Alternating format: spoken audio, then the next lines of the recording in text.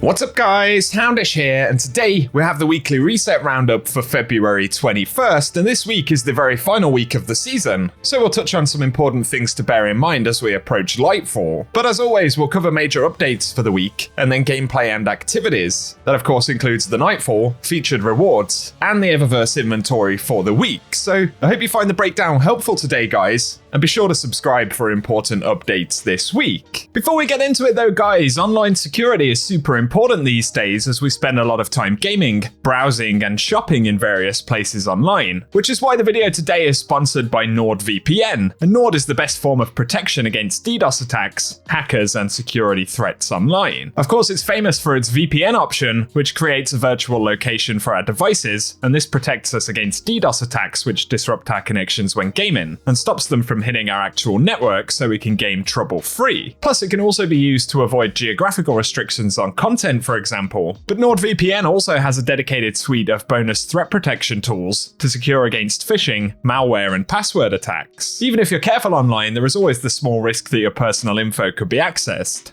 But Nord has a dark web monitor which can detect if your credentials are being used by others online so you can take action to protect your accounts. And so I totally recommend trying out NordVPN, and right now they have an awesome 11th birthday offer where every purchase of a 2-year plan will receive an additional surprise subscription gift, which grants between 4 months and up to an extra year for free. And so definitely head to nordvpn.com/houndish and use code houndish at checkout to get an epic free gift. And thanks to Nord for sponsoring the video today. Now though, as we get into gameplay stuff, we are in the final week of Season of the Seraph and Year 5 as a whole. So if you plan to get anything finished from this past year's seasons, this is going to be the week to do it, as lots of the seasonal content will be vaulted as we've discussed recently. But on top of that, the Seraph season finale is still live until next week, so if you haven't experienced it in game but you want to, again, there's just a week now to get it finished. And we should mention as well that there will be an extended period of downtime before Lightfall goes live. So Bungie have said D2 will be brought offline for 24 hours starting at 9 AM PST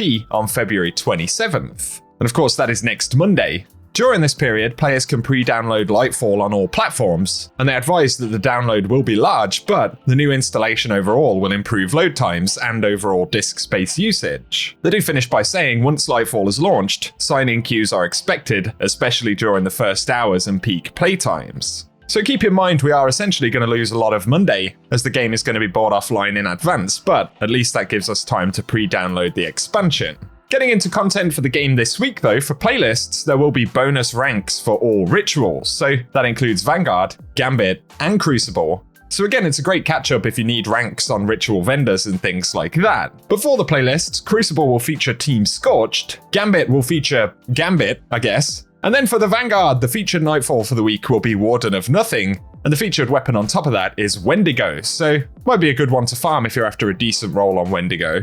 But then as we get into the raid and dungeon rotation right here, this week the featured activities will be the Garden of Salvation, as well as the Pit of Heresy on the Moon, and both of these, as always, will drop unique items with updated power relevancy. Otherwise, with season quests and challenges wrapped up, it makes the activity side of things this week pretty straightforward. That does, however, take us to the Eververse store for this week. And so initially we have the VR Exploration Legendary emote available. That will cost 700 Bright Dust. And that's followed by the Redline Torpedo Exotic Ship, which is 2000 Bright Dust this week. Then the Transmat effect is Harpy's Cry. That one's going to be 450 Bright Dust. And for 300 Bright Dust, as always, the featured shader this week is Polished Sea Stone.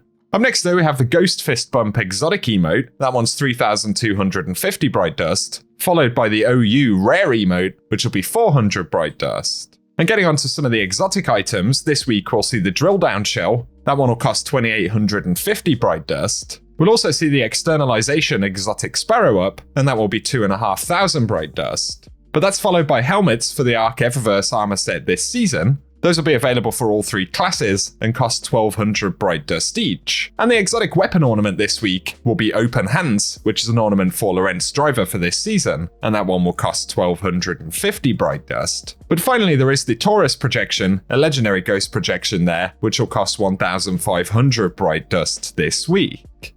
But for the Lost Sectors available this week, initially, on February 21st, we'll see K1 Revelation, dropping exotic helmets on solo completions. And then we're going to get K1 Communion, dropping exotic legs on February 22nd. For February 23rd, it'll be Bunker E15, dropping exotic gauntlets. and February 24th we'll see Concealed Void dropping exotic chest pieces. For February the 25th though, we'll see Perdition dropping exotic helmets, and that's followed by Sepulture on February 26th dropping exotic legs. Then finally for February 27th, it'll be Extraction dropping exotic gauntlets. However, that takes us to the Dares of Eternity for the week, and on top of the featured Dares loot right there, we're also going to see additional world drops in the form of the Scatterhorn armor set and the Pathfinder armor set from Season of the Lost. And additionally, we'll get some of the Season of the Lost weapons available to drop, and a couple of world drops from Forsaken. However, if it's the Ascendant Challenger after this week, it'll be the Sumerian Garrison, which is accessed via the Chamber of Starlight in Ria Silvia. But if you want some gameplay of the location and collectibles for that challenge this week, we will run it at the end of the video.